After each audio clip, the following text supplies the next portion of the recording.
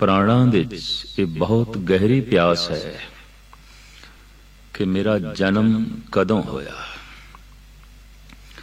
ਸਮਾਜ, ਨੀਤੀ ਔਰ ਜੋਤਿਸ਼ ਜਨਮ ਦੀ ਅਹਿਮੀਅਤ ਨੂੰ ਮੰਨਦਾ ਹੈ।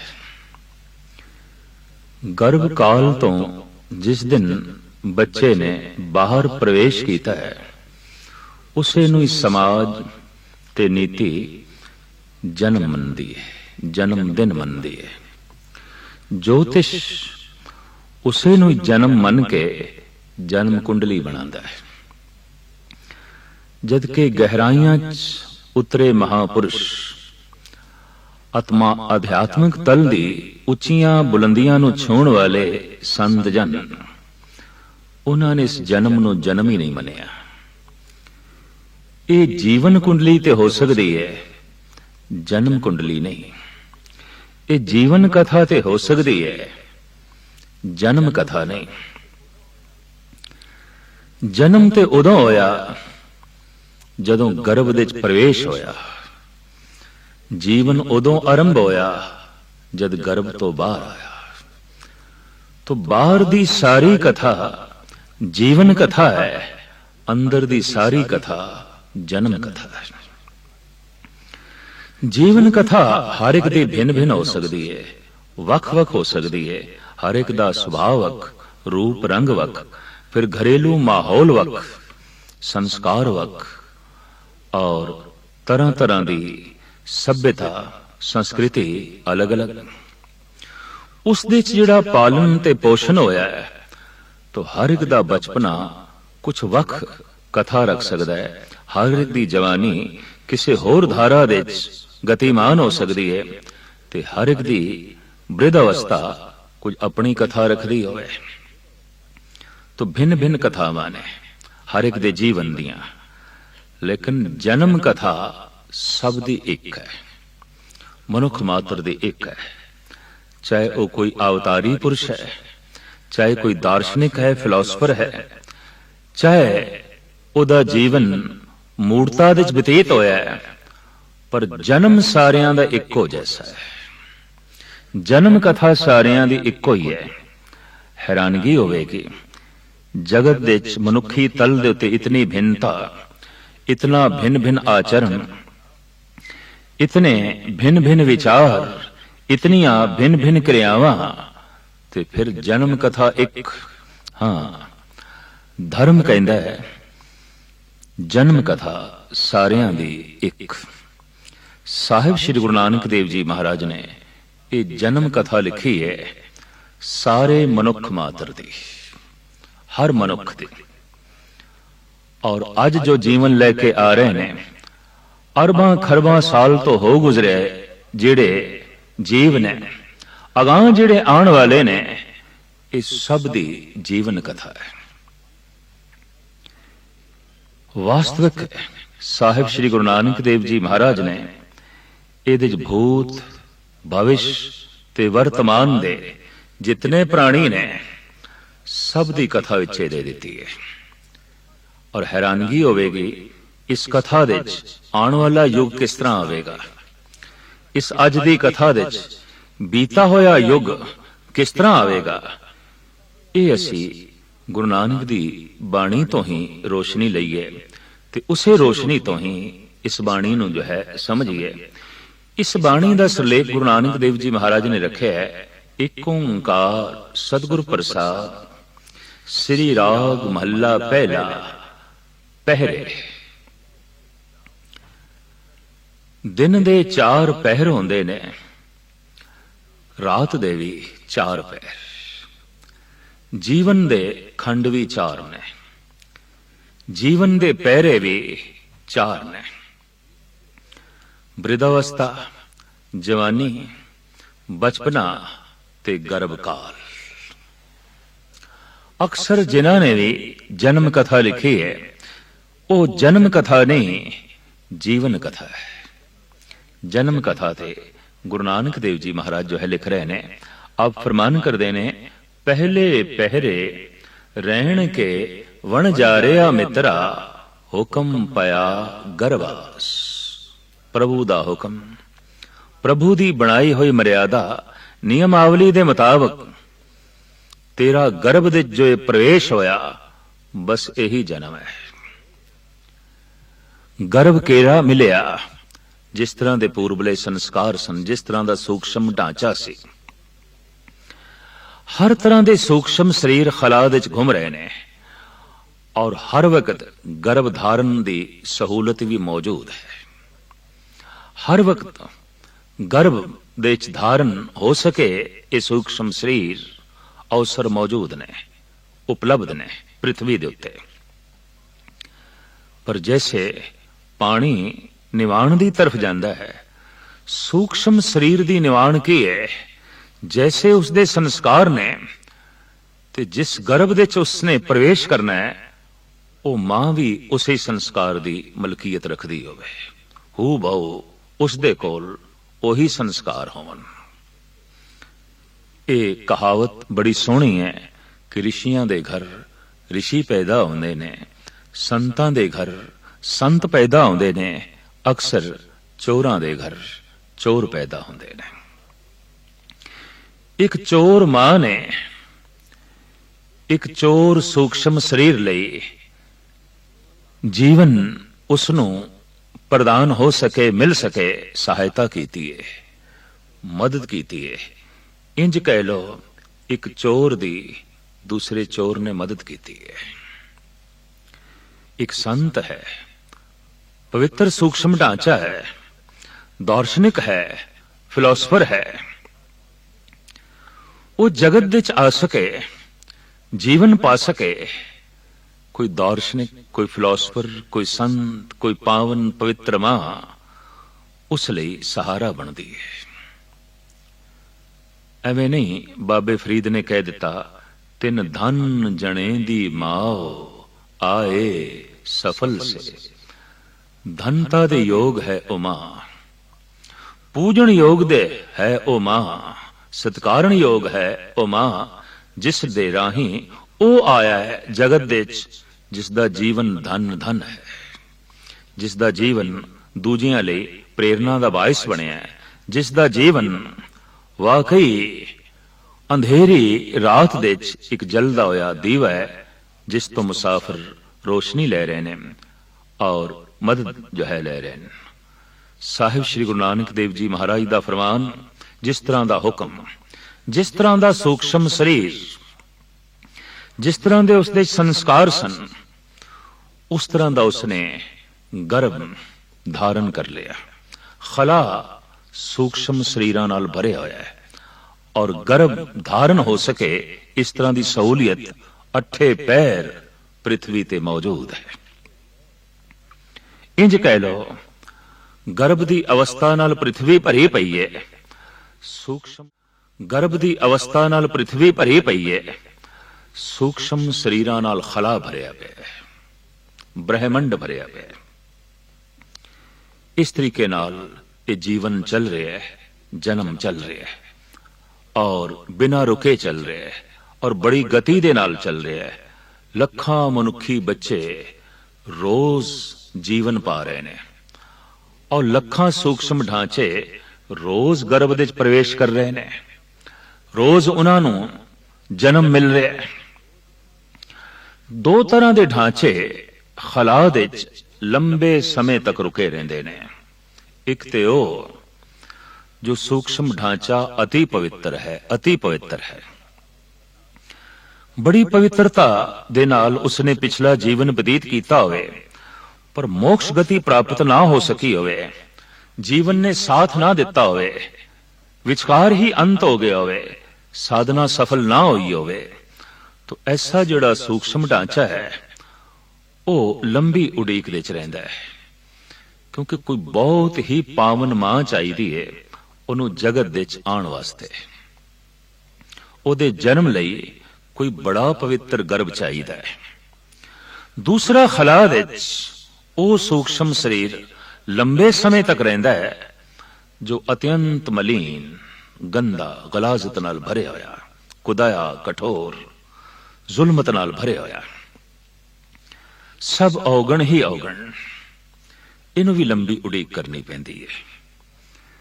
ਇਹਨੂੰ ਵੀ ਜਨਮ ਪ੍ਰਾਪਤ ਕਰਨ ਲਈ, ਗਰਭ ਪ੍ਰਾਪਤ ਕਰਨ ਲਈ ਕੋਈ ਡਾਇਣ ਮਾਂ, ਕੋਈ ਦੁਸ਼ਟ ਮਾਂ, ਕੋਈ ਕਸਾਇਣ ਮਾਂ, ਕੋਈ ਕਠੋਰ ਮਾਂ ਚਾਹੀਦੀ ਹੈ। ਵਾਕਈ ਕੁਝ ਐਸੇ ਵੀ ਬੂਟੇ ਨੇ ਜੋ ਬੰਜਰ ਧਰਤੀਆਂ ਦੇ 'ਚ ਹੀ ਪਨਪਦੇ ਨੇ। ਐਸੀਆਂ ਮਾਵਾਂ ਐਸੇ ਸੂਖਸ਼ਮ ਸਰੀਰ ਲਈ ਸਹਾਰਾ ਬਣਦੀਆਂ ਨੇ, ਪਰ ਜਗਤ ਦੇ 'ਚ ਹਮੇਸ਼ਾ ਆਮ ਪੱਧਰ ਦੀਆਂ ਮਾਵਾਂ ਹੀ ਮੌਜੂਦ ਰਹਿੰਦੀਆਂ ਨੇ। ਐਸੀ ਮਾਂ ਜੋ ਪ੍ਰਹਿਲਾਦ ਨੂੰ ਜਨਮ ਦੇ ਸਕੇ, ਧਰੁਵ ਨੂੰ ਜਨਮ ਦੇ ਸਕੇ, ਰਾਮ ਨੂੰ ਜਨਮ ਦੇ ਸਕੇ, ਕ੍ਰਿਸ਼ਨ ਨੂੰ ਜਨਮ ਦੇ ਸਕੇ। ਸਾਹਿਬ ਸ੍ਰੀ ਗੁਰੂ ਨਾਨਕ ਦੇਵ ਜੀ ਮਹਾਰਾਜ ਜਿਸ ਦੇ ਰਾਹੀਂ ਆ ਸਕਣ, ਗੁਰੂ ਗੋਬਿੰਦ ਸਿੰਘ ਜੀ ਮਹਾਰਾਜ ਜਿਸ ਦੇ ਰਾਹੀਂ ਜੀਵਨ ਪਾ ਸਕਣ, ਸੰਸਾਰ ਦੇ ਉੱਤੇ ਇਸ ਤਰ੍ਹਾਂ ਦੀਆਂ ਮਾਵਾਂ ਹਰ ਵਕਤ ਨਹੀਂ ਆਉਂਦੀਆਂ, ਕਦੀ ਕਦੀ ਕਦੀ ਕਦੀ। ਪਰ ਸੰਸਾਰ ਦੇ ਵਿੱਚ ਹਰ ਵਕਤ ਐਸੀਆਂ ਮਾਵਾਂ ਵੀ ਨਹੀਂ ਜਿਹਦੇ ਰਾਹੀਂ ਹਲਾਕੂ ਜਨਮ ਲੈ ਸਕੇ, ਚੰਗੇਜ਼ ਖਾਨ ਜਨਮ ਲੈ ਸਕੇ, ਦੁਰਯੋਧਨ ਜਨਮ ਲੈ ਸਕੇ, ਜਾਂ ਫਿਰ ਕੰਸ ਜਨਮ ਲੈ ਸਕੇ, ਹਰਨਾਕਸ਼ ਜਨਮ ਲੈ ਸਕੇ। ਇਹਦੇ ਲਈ ਕੋਈ ਬਹੁਤ ਦੁਸ਼ਟ ਮਾਂ ਚਾਹੀਦੀ ਹੈ, ਕੋਈ ਬੜੀ ਕਠੋਰ ਹਿਰਦੇ ਦੀ ਮਾਂ ਚਾਹੀਦੀ ਹੈ। ਇਹ ਕਿਸ ਤਰ੍ਹਾਂ ਦੇ ਸੂਖਸ਼ਮ ਢਾਂਚੇ ਨੂੰ ਜਨਮ ਦੇਣ ਲਈ। ਇਸ ਵਾਸਤੇ ਅਗਰ ਪੁੱਤਰ ਭੈੜਾ ਹੈ, ਮਾੜਾ ਹੈ, ਤਾਂ ਦੇਖਿਆ ਉਂਗਲਾਂ ਮਾਂ ਤੇ ਉੱਠ ਜਾਂਦੀਆਂ ਨੇ। ਲੋਕੀ ਕਹਿ ਦਿੰਦੇ ਨੇ ਲਾਨਤ ਹੈ ਤੇਰੀ ਜਨਨੀ ਨੂੰ, ਫਿਟਕਾਰ ਹੈ ਤੇਰੀ ਮਾਂ ਨੂੰ। ਕਿਉਂ? ਬੁਰਾ ਕੀਤਾ ਹੈ ਪੁੱਤਰ ਨੇ, ਫਿਟਕਾਰ ਮਾਂ ਨੂੰ ਕਿਉਂ ਹੈ? ਬੁਰਾਈ ਨੂੰ ਜਨਮ ਦੇਣ ਦੇ ਚ ਉਹ ਸਹਾਇਕ ਹੋਈ ਹੈ, ਮਦਦਗਾਰ ਹੋਈ ਹੈ। ਇਹ ਬੁਰੀ ਚੇਤਨਾ ਜਗਤ ਦੇ ਚ ਆ ਸਕੇ, ਜੀਵਨ ਪਾ ਸਕੇ, ਉਸਨੇ ਮਦਦ ਕੀਤੀ ਹੈ। ਉਹ ਦੁਆਰ ਬਣੀ ਹੈ। ਬੁਰਾਈ ਸੰਸਾਰ ਦੇ ਚ ਆ ਸਕੇ, ਇਹ ਮਾਂ ਇੱਕ ਰਸਤਾ ਬਣੀ ਹੈ, ਇੱਕ ਦੁਆਰ ਬਣੀ ਹੈ। ਅਗਰ ਸੰਸਾਰ ਦੇ ਚ ਗਾਹੇ ਬਗਾਹੇ ਜਾਂ ਚੇਤ ਅਚੇਤ ਅਵਸਥਾ ਦੇ ਚ ਇਹ ਜੋ ਉਂਗਲਾਂ ਮਾਂ ਤੇ ਉੱਠ ਜਾਂਦੀਆਂ ਨੇ, ਐਵੇਂ ਨਹੀਂ ਉੱਠਦੀਆਂ, ਔਰ ਅੱਜ ਤੱਕ ਉੱਠ ਰਹੀਆਂ ਨੇ। ਜਦ ਵੀ ਕਿਸੇ ਭੈੜੇ ਬੱਚੇ ਨੂੰ ਦੇਖੀਦਾ ਹੈ, ਅਨਰਥ ਕਰਦਿਆਂ ਹੋਇਆ ਬੱਚੇ ਨੂੰ ਦੇਖੀਦਾ ਹੈ, ਔਰ ਸੁਤੇ ਸਿੱਧ ਸੁਭਾਵਿਕ ਰਸਨਾ ਤੋਂ ਨਿਕਲ ਜਾਂਦਾ ਹੈ, ਭੈੜੀ ਹੈ ਤੇਰੀ ਮਾਂ, ਲਾਨਤ ਹੈ ਤੇਰੀ ਜਨਨੀ ਤੇ।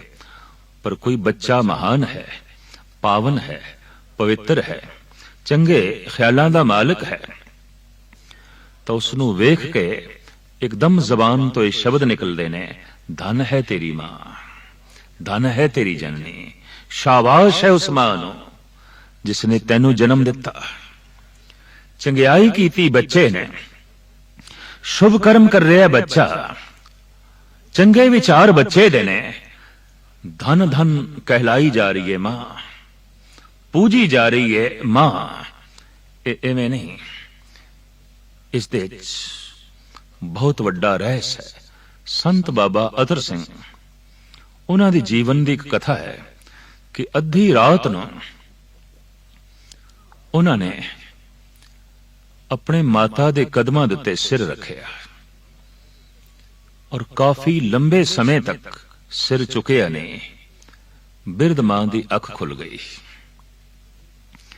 ਕੀ ਦੇਖਦੀ ਹੈ ਕਿ ਸਾਰੇ ਭਗਤ ਗੁਣੀ ਜਨ ਜਿਹਦੇ ਕਦਮਾਂ ਤੇ ਸਿਰ ਰੱਖਦੇ ਨੇ, ਉਹ ਆਪਣਾ ਸਿਰ ਮੇਰੇ ਕਦਮਾਂ ਤੇ ਰੱਖੀ ਬੈਠਾ।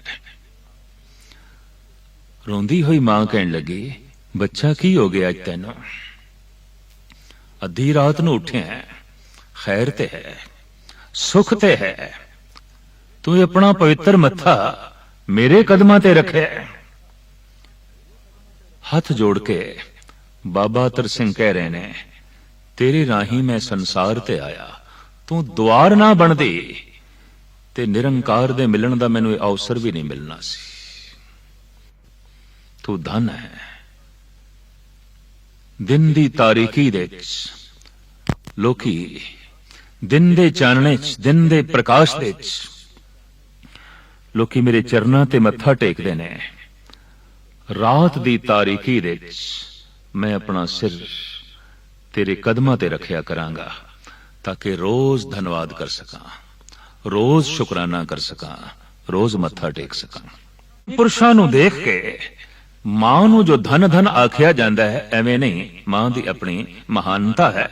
ਸਾਹਿਬ ਸ੍ਰੀ ਗੁਰੂ ਨਾਨਕ ਦੇਵ ਜੀ ਮਹਾਰਾਜ ਕਹਿੰਦੇ ਨੇ, ਬਣੀ ਹੋਈ ਪਰੰਪਰਾ ਮਰਿਆਦਾ ਅਨੁਸਾਰ, ਹੁਕਮ ਅਨੁਸਾਰ ਐ ਜੀਵ ਤੇਰਾ ਗਰਭ ਦੇ ਵਿੱਚ ਪ੍ਰਵੇਸ਼ ਹੋਇਆ, ਤੇਰਾ ਜਨਮ ਹੋ ਗਿਆ। ਪਹਿਲੇ ਪਹਿਰੇ ਰਹਿਣ ਕੇ ਵਣ ਜਾ ਰਿਆ ਮਿੱਤਰਾ, ਹੁਕਮ ਪਿਆ ਗਰਵਾਸ, ਉਰਧ ਤਪ ਅੰਤਰ ਕਰੇ ਵਣ ਜਾ ਰਿਆ ਮਿੱਤਰਾ, ਖਸਮ ਸੇਤੀ ਅਰਦਾਸ। ਤੂੰ ਉੱਥੇ ਭਾਵੇਂ ਗਰਭ ਦੇ ਵਿੱਚ ਸਰੀਰ ਕਰਕੇ ਉਲਟਾ ਸੀ, ਸਿਰ ਥਲੇ ਪੈਰ ਉੱਪਰੇ, ਵਸੰਦੜੋ ਕੋਹਤੜੇ ਥਾਏ, ਨਾਨਕ ਸੋ ਧੜੀ ਕਿਉਂ ਵਿਸਾਰਿਓ, ਉਧਰੇ ਜਿਸ ਦੇ ਨਾਏ। ਤੈਨੂੰ ਪਤਾ ਹੈ ਕਿ ਸਿਰ ਤੇਰਾ ਉਲਟਾ ਸੀ, ਥੱਲੇ ਸੀ, ਪੈਰ ਤੇਰੇ ਉੱਪਰ ਸਨ।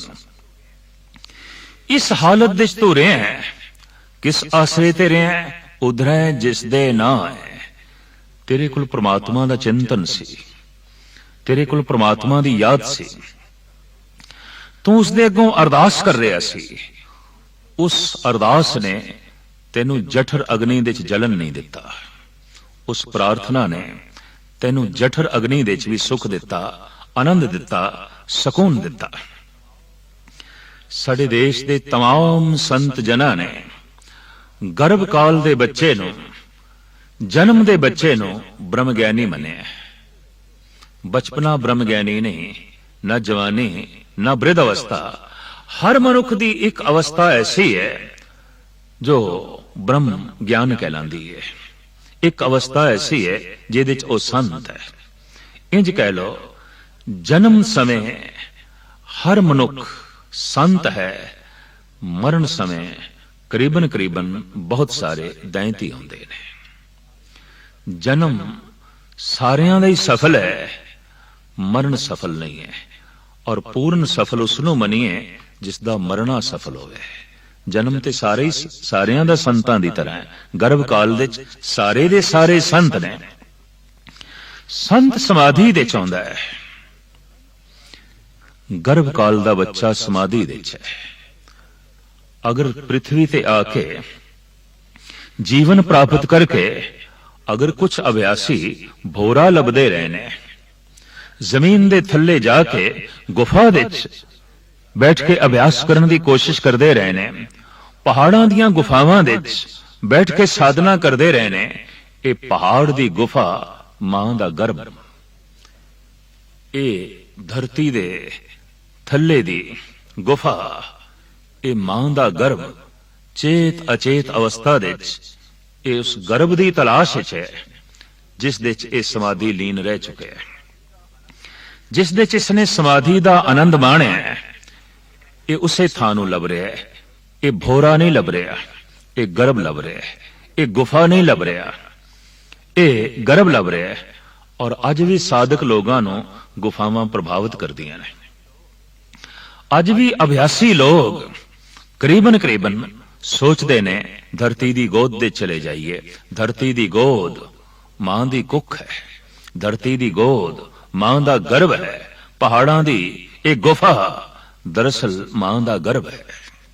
ਉੱਥੇ ਸਮਾਧੀ ਲੀਨ ਸੀ ਔਰ ਇਹ ਸੋਚਦਾ ਹੈ ਇਹ ਗਰਭਮਈ ਅਵਸਥਾ ਇੱਥੇ ਬਣ ਜਾਏ, ਬਾਹਰ ਵੀ ਬਣ ਜਾਏ तो शायद मैं समाधि लीन हो सका, शायद मैं समाधि स्थित हो सका।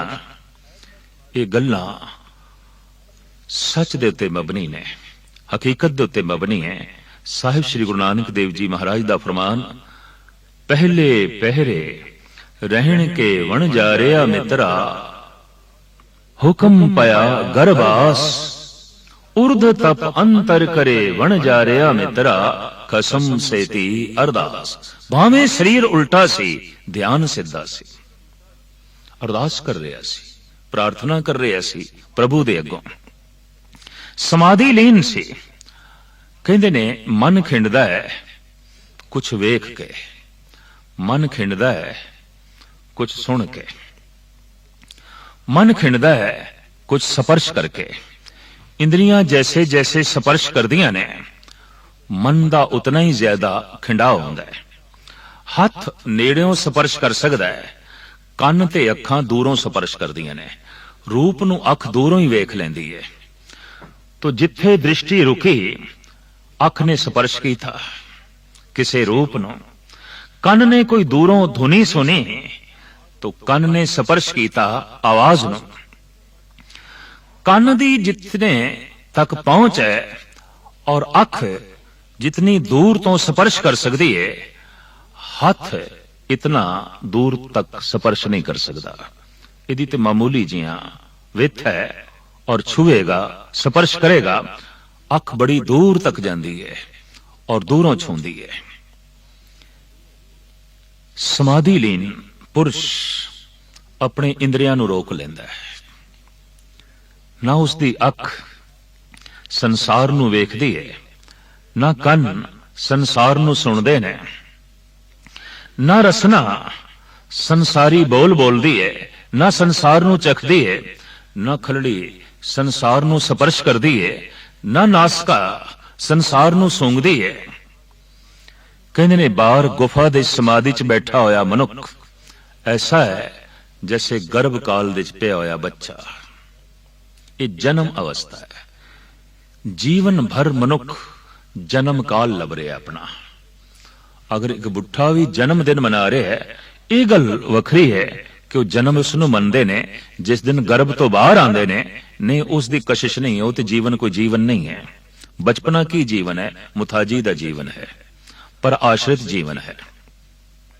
बहुत मुथाज है। पैर हैं, चल नहीं सकता, हाथ हैगे ने, कुछ कर नहीं सकता, जबान है, बोल नहीं सकता। ये तो सारी दी सारी मुथाजी है। मां ना होवे, प्यो ना होवे, भैणा ना होवन, भरा ना होवन, दूसरा ना होवे, इहदी परवरिश ही नहीं हो सकती। इस जन्म दी इतनी चाहत, इतनी तड़प नहीं हो सकती कि जीवन भर बंदा जन्मदिन मनावे। ये जन्म नहीं है। जन्म है जिस दिन गर्भ धारण कीता, ये उसे नूं मनांदा है, उसे नूं याद करदा है। क्यों? वो आनंदमई सी, वो खेड़े ते खुशियां दी गल सी। आम जगत नूं पता नहीं। बच्चा गर्भ तो बाहर आया तो ढोल वजदे ने, बधाइयां, लड्डू। नहीं, लड्डू उस दिन ही वंडने चाहिए ने जिस दिन मां नूं महसूस होवे कि बच्चा गर्भ विच प्रवेश कर गया, जन्म हो गया उसका। और वो बच्चा खुशी दे च है, बच्चा खेड़े दे च है। घर दे च लड्डू वंडने चाहिए ने, गीत गाने चाहिए ने। वही ते समय है मंगल धुनियां दा। और उस मंगल धुनी दे मां जीवे और मां दियां इन्हां शुभ विचारां दा असर बच्चे ते पवे, चाहिदा ते सी। जितने चिर तक ये बच्चा जन्म काल दे च है, घर दे सत्संग चलना चाहिए, कथा कीर्तन चलनी चाहिए है, आनंद मंगल धुनियां गूंजनियां चाहिए ने, मां नूं प्रभु दे गीत गाने चाहिए ने। घर दा वातावरण ऐसा खुशियां दा बनाना चाहिए है कि ये जो जन्म दे च बच्चा आया है, ये जीवन भर जगत नूं खुशियां दे सके।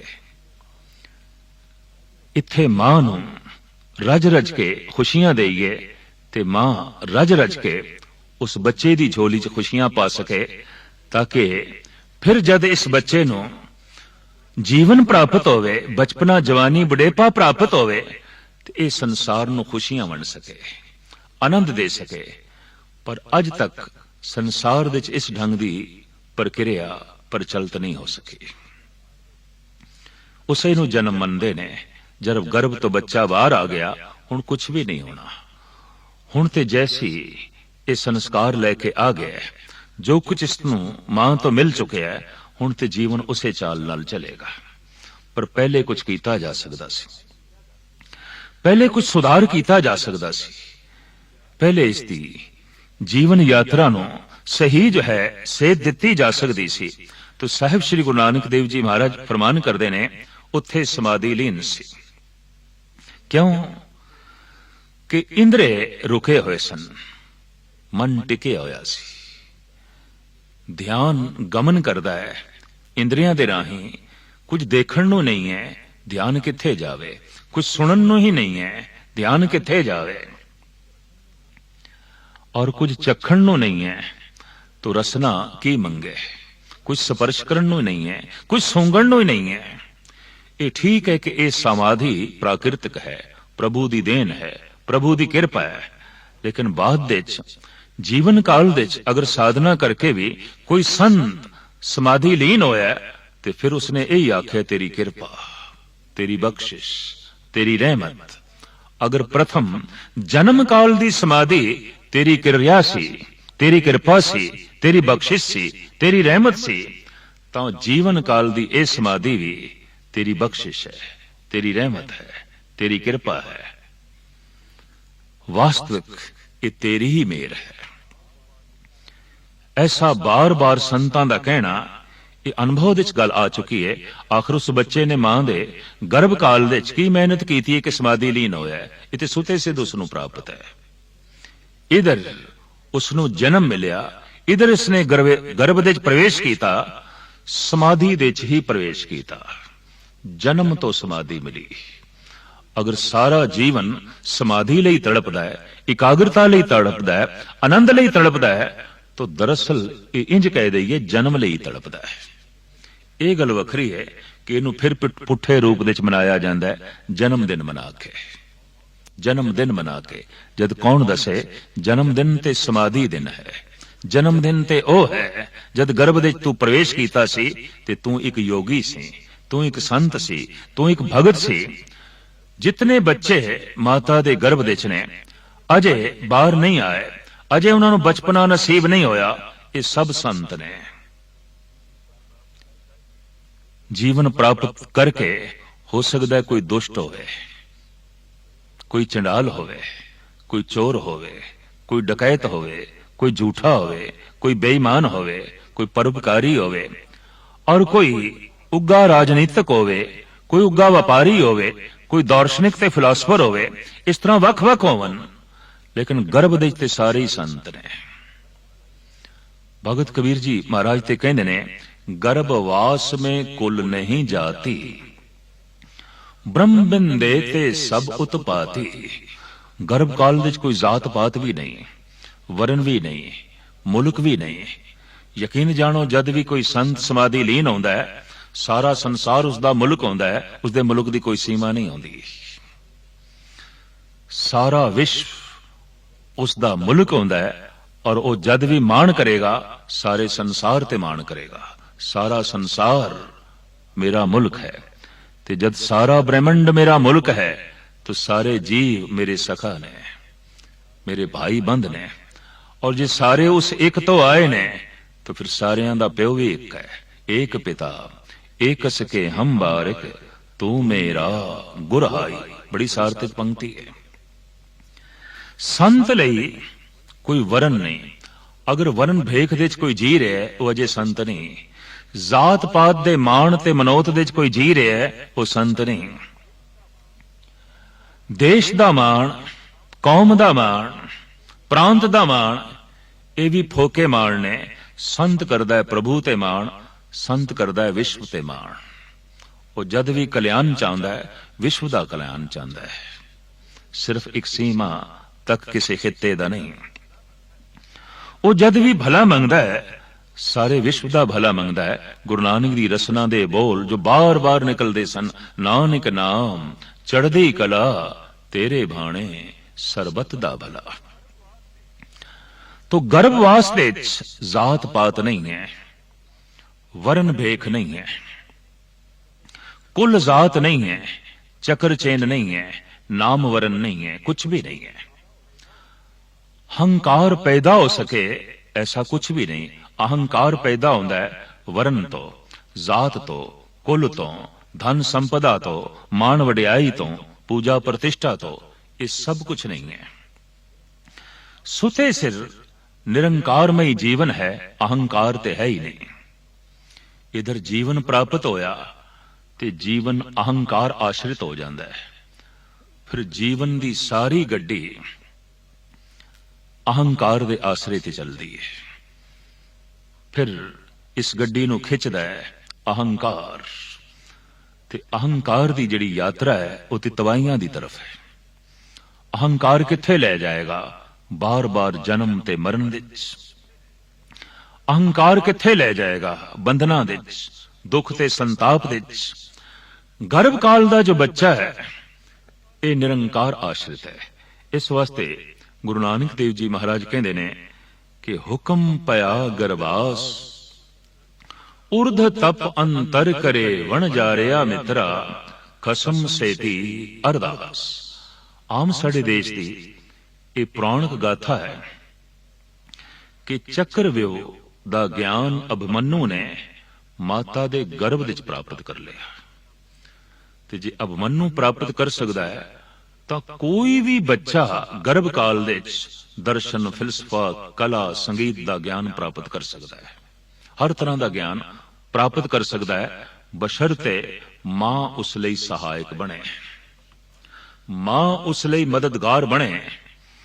तो कोई भी महान चित्रकार बन सकता है, दार्शनिक बन सकता है, फिलोसफर बन सकता है, भगत बन सकता है, संत बन सकता है, पर मुनस्सर है मां दे उत्ते, सहारा मां दा चाहिदा है। यही कारण है कि बाद विच इस तरह के जो महान मनुख होए उन्होंने जीवन भर मां दे गीत गाए और आख्या, ऐ मां तू धन है, तेरे सहारे नाल असी महान होए, तेरे सहारे नाल असी उत्तम होए, तेरे सहारे नाल असी इन्हां बुलंदियां नूं छोया। साहिब श्री गुरु नानक देव जी महाराज दा फरमान, पहले पहरे रहण के वण जारिया मित्रा हुक्म पया गरबास। उर्ध तप अंतर करे वण जारिया मित्रा खसम सेती अरदास। खसम सेती अरदास वखाणे उर्ध ध्यान लिव लागा, नाम रजाद आया कल भीतर बहुड़ जासी नांगा। गर्भ काल विच बच्चा नंगा है, बस्तर नहीं, कपड़ा नहीं। कपड़े साडी इजाद ने, प्रभु दी नहीं। प्रभु ने जन्म नंगा ही दिता, और असी देखते हैं कि गर्भ का यह नंगा बच्चा भी नंगा प्रतीत नहीं होता। ये तो इंज लगता है जैसे फुल, ते फुल्लां नूं ढकण दी कोई लोड़ है नहीं, गंदगी नूं ढकण दी लोड़ है। गर्भ काल तो जैसे बच्चा बाहर आया गंदा होया, जबकि आम सोचनी ये है, साइंस की सोचनी ये है, ये गर्भ विच गंदा सी, हुण बाहर आया, इसनूं साफ करो, सुथरा करो, पवित्र करो। जबकि धर्म की दृष्टि यह कहती है, एक गर्भ विच पवित्र से बाहर आके अपवित्र हो गया है, इनू ढकण की लोड़ पै गई है, कपड़ियां की लोड़ पै गई है। ये अंदर ते पवित्र से, ये बाहर आके अपवित्र हो गया है। हुण वस्त्र चाहिए ने, बहुत मुताला करके वेखो, किसी भी फुल नू ढकण की लोड़ नहीं। गुलिस्तान, चमनिस्तान, ये खिड़े हुए फुल, ये तो नंगे ही चंगे ने, पर जिहड़ी गंदगी है ये ढकी हुई चंगी है, ये कजी हुई चंगी है। जन्म सारियां दा पवित्र सी, नंगा है, जीवन आनंद लोकां दा अपवित्र है, ढके होया है, कजे होया है। इस वास्ते असीं ये भी देखते हैं कि कदी कदी जद कोई उस गर्भमई अवस्था नूं प्राप्त हो जाता है, उन्होंने अपने वस्त्रां की परवाह नहीं रहिंदी, उन्होंने अपने कपड़ियां की परवाह नहीं रहिंदी। कोई गल नहीं, एक कुपीन ही सही, कोई गल नहीं, तन ते एक मामूली जिहा चोला ही सही, कई दफा यह भी ना सही। सरमद जैसा इस्लामी सूफी फकीर भी यह कहता है कि पेशान दे लिबास हर किरा ऐबे दीद बेऐबां रा लिबास अरियानी दा। आप कहते ने जो बेऐब ने उन्हां दा लिबास की है नग्नता, और जो ऐब वाले ने उन्हां नूं लिबास की लोड़ है, कपड़ियां नूं लोड़ है। क्रोध है, लोभ है, मोह है, अहंकार है, तृष्णा है, वासना है। चलो पहले तो इसनूं कपड़ियां नाल ढकी है, फिर होर अनेकां तौर तरीके ने ढकण दे, पहले तो कपड़ियां नाल ढकी है। परमात्मा ने जन्म दिता, नंगा ही जन्म दिता, गर्भ दे बच्चा नंगा ही है। जीवन प्राप्त होंदियां ही ढकना पैंदा है, कजना पैंदा है। ये नंगा क्यों है? ये ते फुल है, ये ते गुलाब दा फुल है, ये ते चंबेली दा फुल है ये फुल, ये गल वखरी, कोई वख वख हो सकता है, कोई गेंदे दा फुल हो सकता है, कोई कमल दा फुल हो सकता है, कोई गुलाब दा फुल हो सकता है, कोई चंबेली दा फुल हो सकता है। हैं सारे फुल ते किसी भी फुल नूं ढकण दी लोड़ नहीं। सारे फुल खूबसूरत ने, सारे फुल जो है सुगंधित ने। शायद यही कारण है कि जीवन भर मनुख दे प्राणां दे च प्यास रहिंदी है कि मैं प्रभु दे चरनां दे फुल अर्पण करां।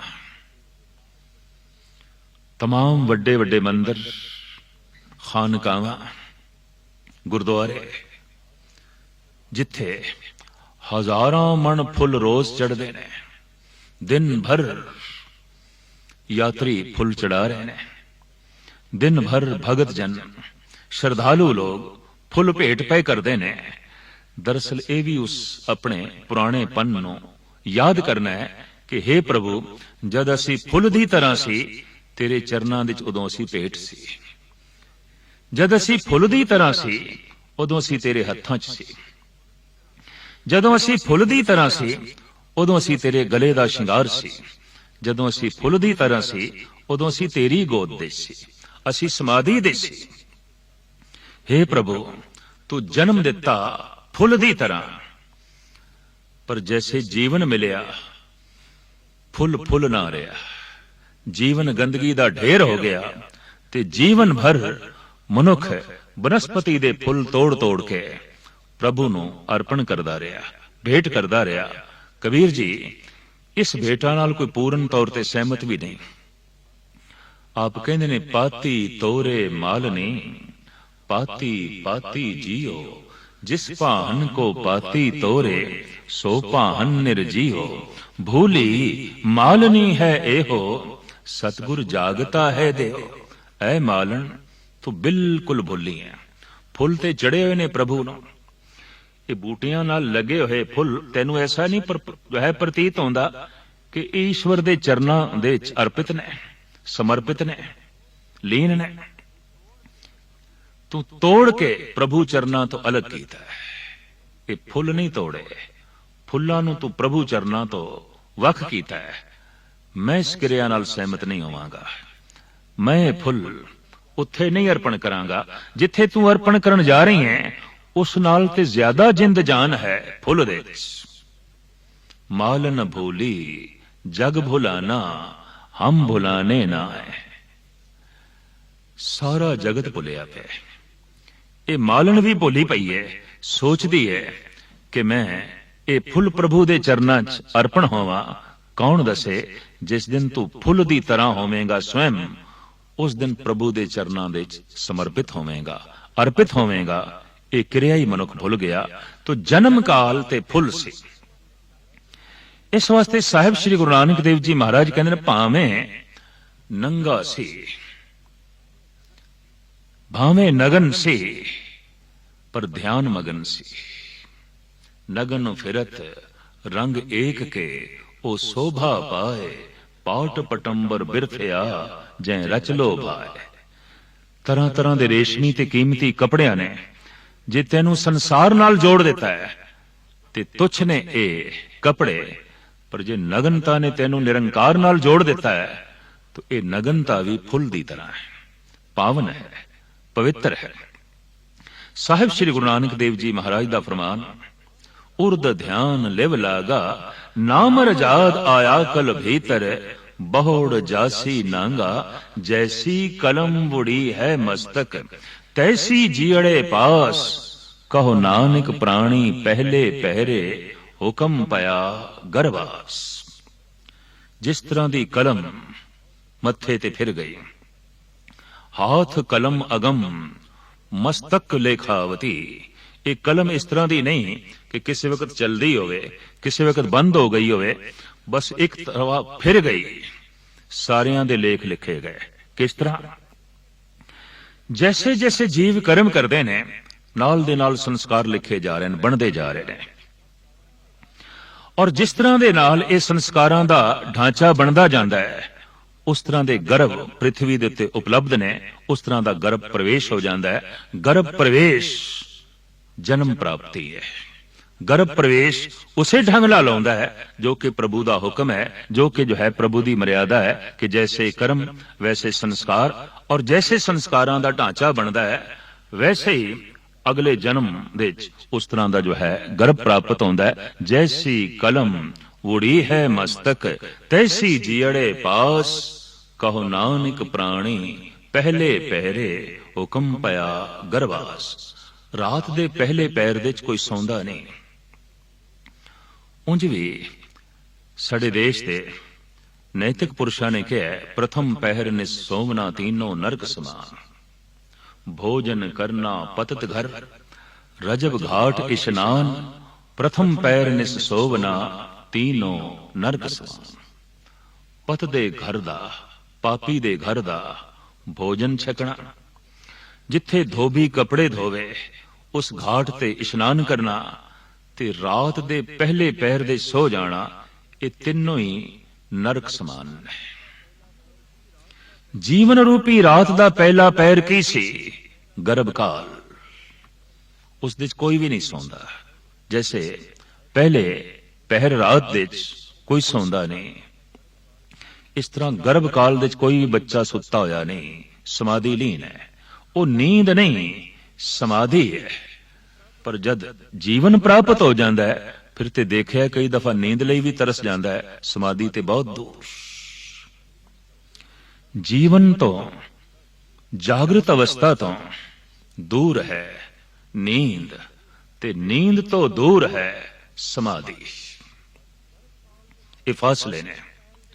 गर्भ काल दे बच्चा समाधि दे है, जीवन प्राप्त होया, हुण 20-20 घंटे सुत्ता पिया, 21 घंटे सुत्ता पिया, समाधि नींद बन गई। 2-4 साल दा हो गया, हुण जागृत है, हुण नींद जागृत बन गई। बुढ़ेपा है, हुण ते नींद लई तरस गया है, समाधि ते बहुत दूर, बहुत दूर, लंबा फासला हो गया है। जीवन तड़पदा रहिंदा है समाधि लई, जो माता दे गर्भ दे नसीब सी। जीवन भर तड़पदा रहिंदा है नींद लई, जो प्रथम अवस्था बनी सी।